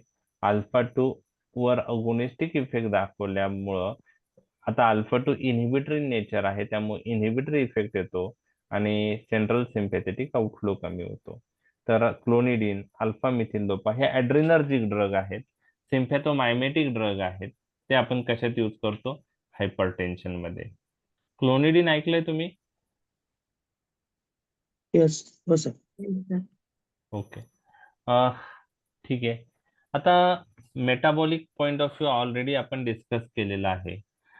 When patient land up in hypoglycemia, there is release of adrenaline and adrenaline responsible for recovery from hypoglycemia. And how adrenaline recover the patient from hypoglycemia? तर adrenaline sugar वाढवण्यास मदत करतो, adrenaline hyperglycaemia करतो. कसं करतो? By act on liver it act through beta 2 receptor आणि beta 2 receptor लिव्हरवरचे activate झाल्यामुळं ग्लुकोनिओजेनेसिस वाढतं, ग्लायकोजिनोलायसिस वाढतं आणि ग्लायकोजन सिंथेसिस इनहिबिट होते आणि ह्या सर्वांचा परिणाम शुगर वाढवण्यास होतो. हे मागील लेक्चरला मी डिस्कस केलेलं आहे. बरोबर आहे? ठीक आहे. हो sir. त्याचप्रमाणे आपण बघितलं होतं की पॅन्क्रियाज मध्ये बीटा सेलवर अल्फा 2 रिसेप्टर प्रिडॉमिनंट आहे आणि अल्फा सेलवर Beta. बीटा 2 रिसेप्टर प्रिडॉमिनंट आहे. त्यामुळे ॲड्रेनालिननी बीटा सेलवरचे अल्फा 2 रिसेप्टर ऍक्टिव्हेट केले तर इन्सुलिनचं रिलीज काय होणार आहे? कमी होणार आहे आणि ॲड्रेनालिननी अल्फा सेलवरचे बीटा 2 रिसेप्टर ऍक्टिव्हेट केले तर ग्लुकागॉनचं रिलीज काय होणार आहे? अल्फा सेल मधून वाढणार आहे. वाढणार. आणि याचाही परिणाम शुगर वाढण्यास होतो. इन्सुलिन कमी होतं, ग्लुकॅगॉन वाढतं, त्यानेही शुगर वाढते. तर ॲड्रेनालिन जनरली हायपोग्लायसेमिया मध्ये पेशंट गेला तर आपल्या शरीरामध्ये ॲड्रेनालिन रिलीज होतं आणि पेशंटला बाहेर काढण्यास मदत करतं हायपोग्लायसेमिया मधून. ठीक आहे. त्याचप्रमाणे ॲडिपोज टिश्यूवर बीटा 3 रिसेप्टर प्रिडॉमिनंट आहेत, काही बीटा 2 पण आहेत, पण प्रिडॉमिनंट बीटा 3 आहे आणि ते ऍक्टिव्हेट झाल्यामुळं फॅटचं ब्रेकडाऊन होतं, लायपोलायसिस होतं, हे तुम्हाला लक्षात ठेवायचं आहे. तर adrenaline produce lipolysis by acting through mainly beta 3 receptor and some beta 2 receptor present on the adipose tissue. तर फॅटचं ब्रेकडाऊन होतं, ओके, आणि फ्री फॅटी ऍसिडची लेवल वाढते. तर ही ऍडिपोज टिश्यूवरची ऍक्शन तुम्हाला लक्षात ठेवायची आहे. तर हे झालं metabolic action of the adrenaline. तर आपण फार्मॅकोलॉजिकल इफेक्ट सगळे डिस्कस केलेले आहे. ओके, ठीक आहे. आता इंडिव्हिज्युअल ड्रग पण तुम्हाला एक्झाम मध्ये कोणी विचारणार नाही. फक्त एमसीक्यू पॉइंट ऑफ व्ह्यू काही काही गोष्टी महत्वाच्या आहेत, तर तेवढे आपण बघूया. इंडिव्हिज्युअल ड्रग्स मध्ये काय काय आहे ते आपण बघूया. तर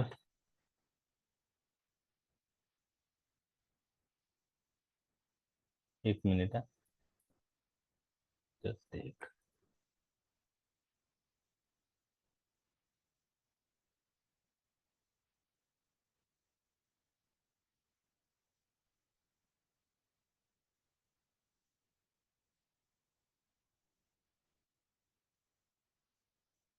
ॲड्रेनालिन, नॉरॲड्रेनालिन. ओके, ठीक आहे, सगळे आहे याच्यात. ठीक आहे, आपण ॲड्रेनालिन आज डिस्कस करूया, बाकीचं आपण नंतर करूया. ओके. तर ॲड्रेनालिन ड्रग तुम्हाला सर्वांना माहिती आहे. ओके. कुठं कुठं यूज होतो adrenaline? anaphylactic shock, okay, very good. Anaphylactic shock. अजून? cardiac arrest, cardiac arrest. Very good. Along with कोणत्या ड्रग यूज होतो? लिग्नोकेन बरोबर adrenaline combination local Yeah. Anaesthetics मध्ये Yes. यस होतो. हो. ओके. तर ॲड्रेनालिनचे युजेस जर वायवात तुम्हाला विचारले तर तुम्हाला ABCDE तरी लक्षात पाहिजे. काय? ABCDE. ए म्हणजे काय? ॲनाफिलेक्टिक शॉक. ओके. बी म्हणजे ब्रॉन्कियल अस्थमा. कधी कधी आपण नेबुलायझेशन थ्रू ॲड्रेनालिनचा यूज करतो. बाकी आता दुसरे ड्रग चांगले अवेलेबल असल्यामुळं आपण ते पण प्रेफर करतो, salbutamol, salmeterol. Okay. Okay. ABC. C म्हणजे तुम्ही जस्ट सांगितलं, cardiac arrest. Okay. Okay. Yes. Okay. D म्हणजे dental extraction point of view along with lignocaine आपण यूज करतो, बरोबर आहे. Yes. आणि ई म्हणजे इपिस्टॅक्सिस. इपिस्टॅक्सिस मध्ये ॲड्रेनालिन म्हणजे कॉटन सोक करून ॲड्रेनालिन सोल्युशन मध्ये आपण नाकामध्ये ठेवला तर ब्लड लॉस कमी होतं. तर असे त्याचे युजेस आहे. ओके. ओके. तर यामध्ये ॲनाफिलेक्टिक शॉक, ओके, हा यूज तुम्हाला डिटेलमध्ये माहित पाहिजे की काय यूज होतं ॲड्रेनालिन. आणि ॲड्रेनालिन आपण ड्रग ऑफ चॉईस म्हणतो ॲनाफिलेक्टिक शॉकला. जर तुम्हाला कोणी विचारलं की which is consider as drug of choice for anaphylactic shock, तर त्याचा आन्सर काय आहे? ॲड्रेनालिन. तर ॲनाफिलेक्टिक शॉक म्हणजे काय? तर it is a immediate type of hypersensitivity reaction. Type 1 hypersensitivity reaction आहे. तर यामध्ये काय होतं की अँटीजन अँटीबॉडी रिॲक्शन होऊन मास सेल डिग्रॅन्युलायझेशन होतं आणि त्यामधून हिस्टामाइन, ओके, रिलीज होतो. त्यानंतर बाकी जे इन्फ्लामेटरी मेडिएटर्स आहेत ते रिलीज होतात ॲनाफिलेक्टिक शॉक मध्ये. ओके. त्यामध्ये मग इंटरफेरॉन्स असतील, ल्युकोट्राईन असतील. ओके. तर हे सगळे मेडिएटर्स रिलीज होऊन पेशंटमध्ये ब्रॉन्कोकॉन्स्ट्रिक्शन घडून येतं आणि ब्रीथलेसनेस होतं, डिफिकल्टी इन ब्रीदिंग होतं, एन्जिओइडिमा होतं. Okay. Swelling of the lips, नोजच्या आजूबाजूचे एरिया स्वेलिंग होतं, ब्लड प्रेशर ड्रॉप होतं. ओके. तर ह्या सगळ्या गोष्टी त्यामध्ये घडतात आणि इमिजिएट ट्रीटमेंट देणं फार महत्वाचं असतं. ओके. तर ॲनाफिलेक्टिक शॉकमध्ये आपण 2-3 ड्रग यूज करतो. एक आहे ॲड्रेनालिन, दुसरा आहे कॉर्टिकोस्टेरॉइड, हायड्रोकॉर्टिसोन, हेमिसक्सिनेट, आणि तिसरा आहे अँटीहिस्टॅमिनिक, क्लोरफेनिरामाइन मॅलिएट. ओके. तर हे 3 ड्रग आपण देतो. पण ॲनाफिलेक्टिक शॉकला जर ड्रग ऑफ चॉईस विचारलं तर त्याचा आन्सर आहे ॲड्रेनालिन. ओके. कोणत्या रूटने तुम्ही देतात adrenaline? IV route, IV flash. Okay. IV. Okay. म्हणजे कॉमनली IV रूट यूज होतो. Yes. ओके.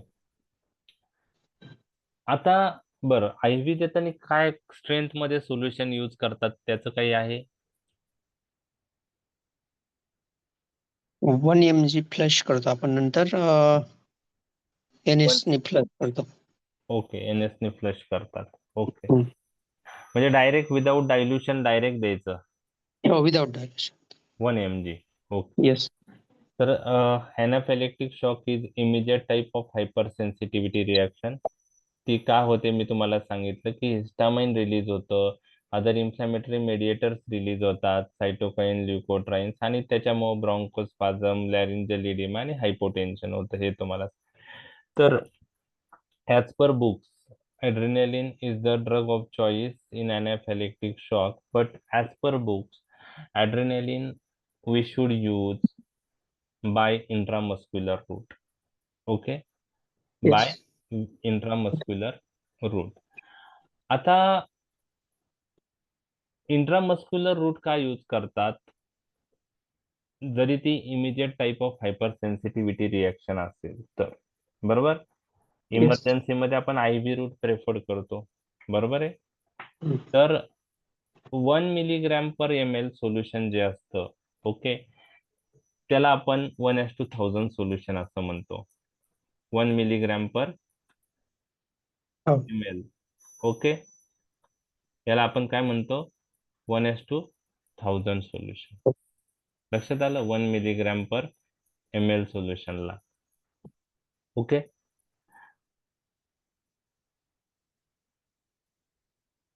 आता आपण IV रूट का प्रेफर्ड नाही करायला पाहिजे? ठीक आहे. The preferred route is intramuscular over subcutaneous in anaphylactic shock.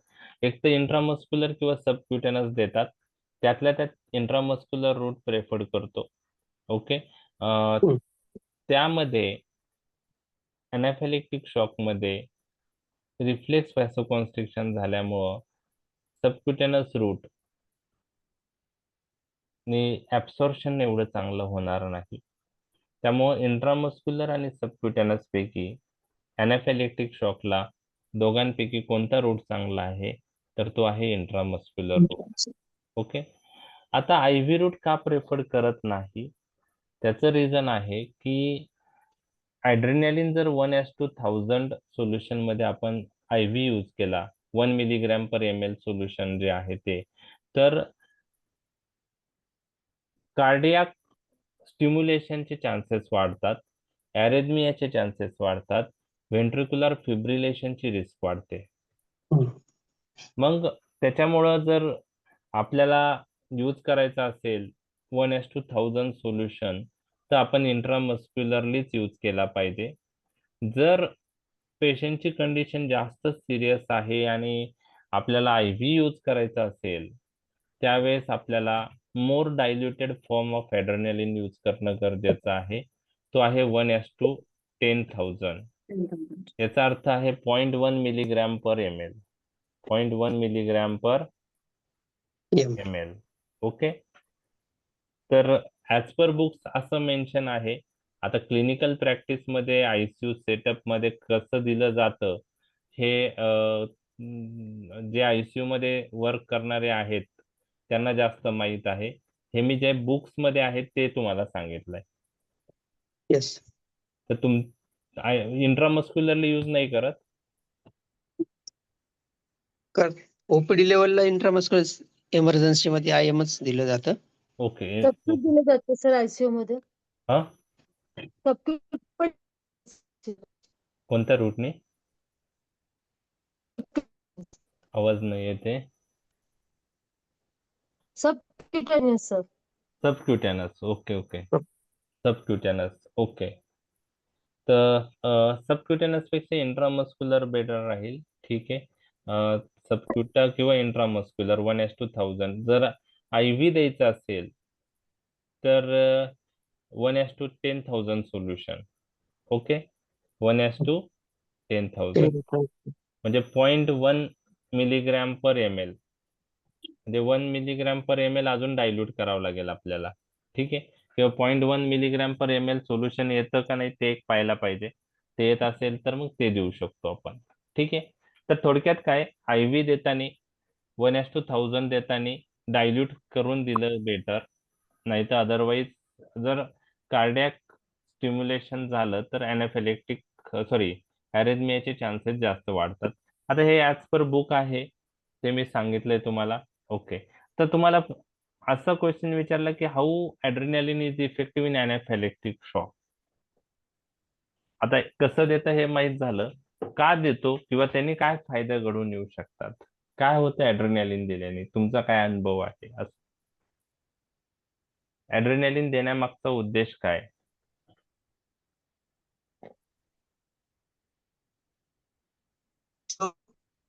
Adrenaline causes at peripheral vasoconstriction. So more blood goes to the major organs for Okay. vasodilatation. Okay, peripheral vasoconstriction करतो. Okay, but आता मी तुम्हाला काय सांगितलं की major things काय असतं याच्यामध्ये, ब्रॉन्कोस्पाझम, Bronchospasm. लॅरिंजल oedema आणि हायपोटेन्शन. बरोबर आहे ना? हम्म. लक्षात आलं. तर ऍड्रेनालिन पहिले हे कव्हर करेल की पहिले तो ब्रॉन्कोडायलेटेशन जे आहे ती फार महत्वाची ऍक्शन त्यांनी घडणार आहे. ऍड्रेनालिन प्रोड्यूस ब्रॉन्कोडायलेटेशन बाय बीटा 2 रिसेप्टर. बरोबर आहे? तर ते तुम्हाला मेन्शन करायचं. कधी कधी 2 मार्कला तुम्हाला क्वेश्चन आलेला आहे युनिव्हर्सिटीमध्ये की how adrenaline is effective in anaphylactic shock. तर 2-3 ऍक्शन्स मी तुमच्याशी डिस्कस करत आहे. ओके, तर पहिली ऍक्शन काय, पहिली गोष्ट तुम्हाला मेन्शन काय करायचं असतं, adrenaline is a physiological antagonist of histamine and other inflammatory mediator. तर आपण जनरल फार्मॅकोलॉजी मध्ये हे सेंटेन्स ऐकलेलं आहे, adrenaline is a physiological antagonist of histamine. Okay, types of antagonism मध्ये फिजियोलॉजिकल अँटागोनिझम तुमच्याशी मी डिस्कस करताना हे सांगितलेलं आहे. तर adrenaline is a physiological antagonist of histamine and other inflammatory mediator. मग त्यात सायटोकाइन्स असतील, ल्युकोट्राईन असतील, तर कोणतेही इन्फ्लामेटरी मेडिएटर्स असू द्या, तर ऍड्रेनालिन त्यांचे ऍक्शन रिव्हर्स करतो. बरोबर आहे? तर ऍड्रेनालिन acts on beta 2 receptor present on the smooth muscles of the bronchi responsible for bronchodilation. So adrenaline counteracts bronchoconstriction action of histamine and other mediators. लक्षात आलं? दुसरी, adrenaline maintains blood pressure through alpha 1 and beta 1 action. Alpha 1 ने काय होईल, व्हॅसोकॉन्स्ट्रिक्शन होईल, आणि beta 1 ने काय होईल, कार्डियाक आउटपुट काय होईल, वाढेल, कॉन्ट्रॅक्शन ऑफ द हार्ट. मग ऍड्रेनालिन मेंटेन्स ब्लड प्रेशर, हे तुम्हाला लक्षात ठेवायचं आहे. आता अजून एक ऍक्शन तुम्हाला लक्षात ठेवायची आहे की ऍड्रेनालिन अल्फा 1 ऍक्शनने, ओके, जे म्युकोजल ब्लड वेसल्स असतात, ओके, म्हणजे रेस्पिरेटरी सिस्टीम मध्ये ज्या म्युकोजल ब्लड वेसल्स असतात त्याचं कॉन्स्ट्रक्शन करतो. म्हणजे ऍड्रेनालिन पेरिफेरल ब्लड वेसलचं कॉन्स्ट्रक्शन करतो, हे तुम्हाला माहित आहे. पेरिफेरल म्हणजे कसल्या, blood vessel supplying to skin and mucous membrane. मग एअरवेचा जो म्युकोजा आहे त्याला सप्लाय करणारा ब्लड वेसलचं पण काय होईल, कॉन्स्ट्रिक्शन. मग म्युकोजाला ब्लड सप्लाय काय होईल, कमी होईल, आणि म्युकोजल इडिमा कमी होतो त्याने. तर ऍड्रेनालिनने जे एनाफिलेक्टिक शॉक मध्ये respiration related, airway related mucosal oedema तयार झालेला असतो तो पण कमी होतो. तर ही तिसरी ऍक्शन. आणि चौथी ऍक्शन अशी आहे, हे जे एनाफिलेक्टिक शॉक का घडतं, तर मास्ट सेल आपल्या शरीरात प्रेझेंट असतात त्याच्यावर.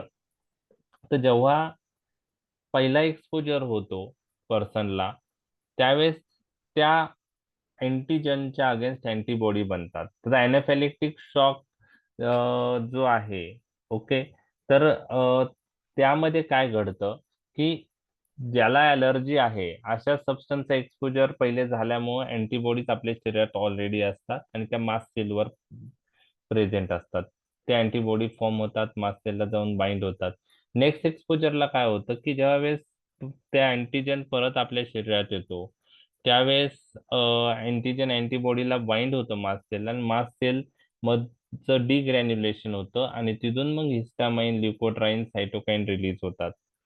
तर ऍड्रेनालिनची अजून एक ऍक्शन अशी आहे की जे मास्ट सेल आहेत त्यावर बीटा 2 रिसेप्टर प्रेझेंट असतात. ऍड्रेनालिन ह्या बीटा 2 रिसेप्टरवर ऍक्ट होऊन मास्ट सेल स्टॅबिलाइज करतो आणि मास्ट सेल मधून इन्फ्लॅमेटरी मेडिएटरचं रिलीज कमी करतो. जे झालेले आहे रिलीज ते तर ऍक्ट होणार, म्हणजे ते तर अटॅक त्यांनी अटॅक प्रोड्यूस केलेलाच आहे, परंतु फर्दर मास्ट सेल मधून इन्फ्लॅमेटरी मेडिएटर्स रिलीज ऍड्रेनालिन होऊ देत नाही. ही पण त्याची एक ऍक्शन आहे. ओके, तर ऍटलिस्ट तुम्हाला जर विचारलं की how adrenaline is effective in anaphylactic shock, तर तुम्हाला पहिलं एक वर्ड तुमचा तिथं पाहिला जातो, adrenaline is a physiological antagonist of histamine and other inflammatory mediators.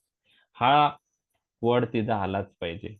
ठीक आहे, 2 मार्कच्या क्वेश्चन साठी एवढं जरी वर्ड आला तरी पण तुम्हाला मार्क्स पडतील. Adrenaline is a physiological antagonist of histamine and other inflammatory mediators. मग तो काय करतो, तर थोडक्यात आता ह्या सगळ्या गोष्टी तुमच्या एक्झाम मध्ये लक्षात राहणं पॉसिबल नाहीये एवढं सगळं डिटेल मध्ये.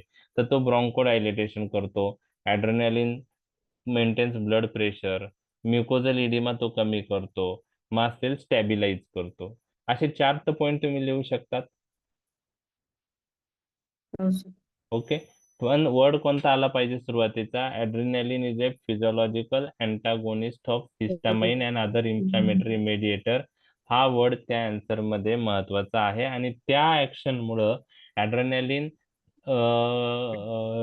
reverses or counteracts action of histamine and other inflammatory mediators. So adrenaline produces bronchodilation, adrenaline maintains blood pressure, adrenaline decreases mucosal edema, and also adrenaline inhibits release from the release of inflammatory mediators from mast cell. ह्या 4 point तुमच्या नंतर एक एक point जरी लिहिला त्यातला, एवढे एक्सप्लेनेशनला वेळ नसतो 2 मार्कच्या एक्झामला. ठीक आहे, तर त्यासाठी आपण मग एनाफिलेक्टिक शॉक मध्ये ऍड्रेनालिन यूज करतो. ठीक आहे, दुसरे युजेस आहे ब्रॉन्कियल अस्थमा मध्ये आपण इनहेलेशनल रूटने ऍड्रेनालिन यूज करू शकतो, नेबुलायझेशन मशीन थ्रू ब्रॉन्कियल अस्थमा मध्ये. ओके, तर ते आहे. किंवा आपण ऍड्रेनालिन सबक्युटेनियस रूटनी पण त्या पेशंटला सिव्हिअर अस्थमा असेल त्यावेळेस देऊ शकतो. कार्डियाक अरेस्ट असेल तर लास्ट ऑप्शन आपण ऍड्रेनालिन देऊन पाहतो. तर पहिले इंट्राकार्डियाक यूज केला जायचा. आता इंट्राकार्डियाकच्या ऐवजी IV आपण 1:10,000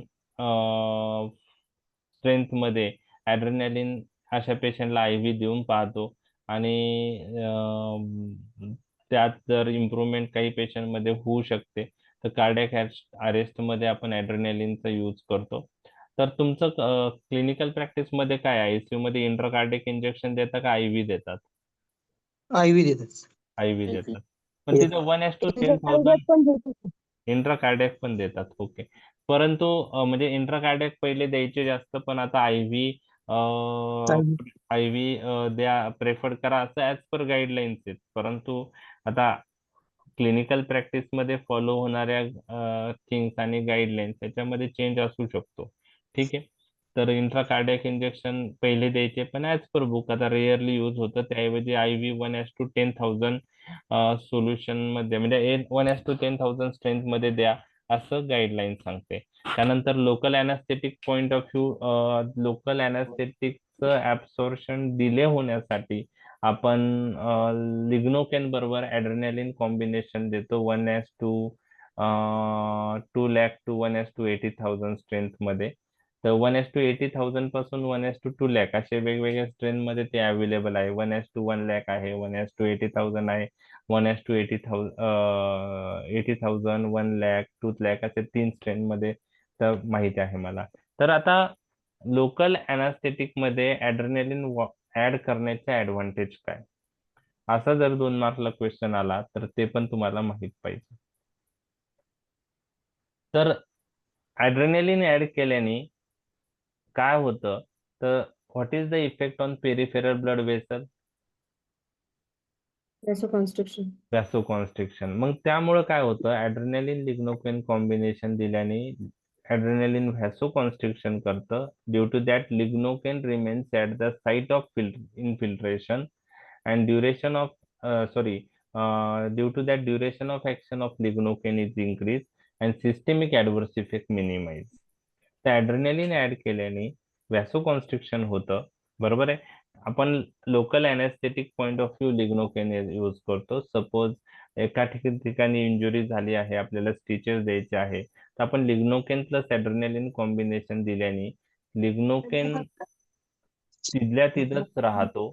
व्हॅसोकॉन्स्ट्रिक्शन झाल्यामुळं lignocaine remains at the site of infiltration and duration of action of lignocaine is increased and systemic adverse effect of lignocaine minimized. And due to this reason, we add adrenaline along with lignocaine. बरोबर आहे. ठीक आहे. परंतु हे combination आपण सगळ्या साईटला use करू शकत नाही. काही साईट अशा आहेत आपल्या बॉडीमध्ये तिथं आपण लिग्नोकेन ॲड्रेनालिन कॉम्बिनेशन देऊ शकत नाही. कोणत्या साईट्स आहे अशा? ज्यांना एंड आर्टरीचा सप्लाय आहे, जिथं अॅनास्टॉमोसिस नाही, अशा साईट्स. म्हणजे त्यामध्ये टिप ऑफ द फिंगर आहे, टिप ऑफ द नोज आहे, इयर पिन्ना आहे, टिप ऑफ द पेनिस आहे, टिप ऑफ द टो आहे. ह्या साईट ज्या आहेत त्याला एंड आर्टरीचा सप्लाय असतो, तिथं अॅनास्टॉमोसिस नसतं. तिथं फक्त आपण लिग्नोकेन यूज करायचं. लिग्नोकेन ॲड्रेनालिन कॉम्बिनेशन यूज केलं तर तिथं नेक्रोसिसची रिस्क असते. लक्षात आलं? लक्षात आलं? तर हे कॉम्बिनेशन कुठं अवॉइड करायचं लिग्नोकेन ॲड्रेनालिन, ते तुम्हाला जर विचारलं तर ते सांगता येईल? हो सर. ओके. Yes, sir. तुम्हाला ते clinical practice point of view माहित असेल, लिग्नोकेन ॲड्रेनालिन कॉम्बिनेशन आपण कुठं अवॉइड करतो. हो सर. ओके. तर Yes. Tip of the finger, tip of the toes, tip of the penis, year pinna, तिथं आपण लिग्नोकेन ॲड्रेनालिन कॉम्बिनेशन देत नाही. नाही. तिथं फक्त म्हणजे आपल्याला जर स्टिचेस टाकायचे आहेत आणि आपल्याला अनेस्थेशिया द्यायचा आहे तर तिथं प्लेन लिग्नोकेन यूज करा. लक्षात आलं? ठीक. Yes. आणि बाकी ठिकाणी आपण लिग्नोकेन ॲड्रेनालिन कॉम्बिनेशन यूज करू शकतो. तर त्याचं ॲडव्हान्टेज काय ते तुम्हाला माहित पाहिजे. तर ॲड्रेनालिनने पेरिफेरल व्हॅसोकॉन्स्ट्रिक्शन होईल, त्यामुळे duration of action of local अनेस्थेटिकची वाढते, सिस्टेमिक ॲडव्हर्स इफेक्ट कमी होतात आणि ब्लिडिंग जे असतं ॲट द साईट ऑफ काय म्हणता येईल की तिथं आपल्याला सर्जरी करायची असेल किंवा स्टिचेस टाकायचे असेल तर तिथं ब्लिडिंग कमी असेल. व्हॅसोकॉन्स्ट्रिक्शनमुळे मिनिमल ब्लिडिंग असतं. ड्रॉबॅक असा आहे की हिलिंग स्लो होते, कारण व्हॅसोकॉन्स्ट्रिक्शनमुळे ब्लड फ्लो व्यवस्थित होत नाही. तर wound healing may delayed due to this combination. तर ऍडव्हान्टेज माहित पाहिजे तुम्हाला, कुठं हे कॉम्बिनेशन यूज केलं नाही पाहिजे. हे जर 2 मार्कला विचारलं ते पण आलं पाहिजे. ठीक आहे. आणि लास्ट जो आहे इपिस्टॅक्सिस ॲड्रेनालिनचा यूज. तर लोकल नेझल प्लॅकिंग आपण ॲड्रेनालिनचे करू शकतो 1:10,000 सोल्युशन वापरून. तर इपिस्टॅक्सिस मध्ये ही त्याचा रोल आहे. तर ABCDE anaphylactic shock, bronchial asthma, cardiac arrest, delayed absorption of local anaesthetic. मग हे कॉम्बिनेशन कुठे वापरतात? खूप ठिकाणी वापरतात. आणि इपिस्टॅक्सिस. लक्षात आले युजेस? हो सर. Yes. ओके. ठीक आहे. बाकीचा पार्ट आपण आता उद्या बघूया. बाकी ड्रग पण बाकी आहे, युजेस ओव्हरऑल सगळे परत एकदा आपल्याला बघावं लागेल. ॲड्रेनालिनचा असं सेपरेट युजेस युनिव्हर्सिटी एक्झामला आलेले आहे, हे लक्षात घ्या. म्हणजे ओव्हरऑल ॲड्रेनर्जिक ड्रगचे युजेस मी परत डिस्कस करणार आहे, पण ॲड्रेनालिनवर युजेस म्हणून शॉर्ट नोट 2 मार्कला आली तर तुम्हाला हे सगळे युजेस आले पाहिजे. 4 मार्कला आली तर तुम्हाला एक्सप्लेन करता आलं पाहिजे काय यूज करतो. तर ABCDE हे तुम्हाला ॲड्रेनालिनचं माहीतच पाहिजे. व्हायवा 2 मार्कचे क्वेश्चन, 4 मार्कची शॉर्ट नोट, याच्यावर कुठेही तो विचारला जाऊ शकतो. ठीक आहे. समजलाय टॉपिक? Yes. ठीक आहे. उद्या आपण मग राहिलेला पार्ट बघूया. उद्या आपला ॲड्रेनर्जिक ड्रग संपेल. मग नेक्स्ट आपलं बीटा ब्लॉकर आणि अल्फा ब्लॉकर राहील आणि ग्लाउकोमाची मॅनेजमेंट, म्हणजे आपलं ANS सिस्टीम संपेल. ठीक आहे. Okay. Thank you. Okay. Thank you. Good night. Good night. Good night.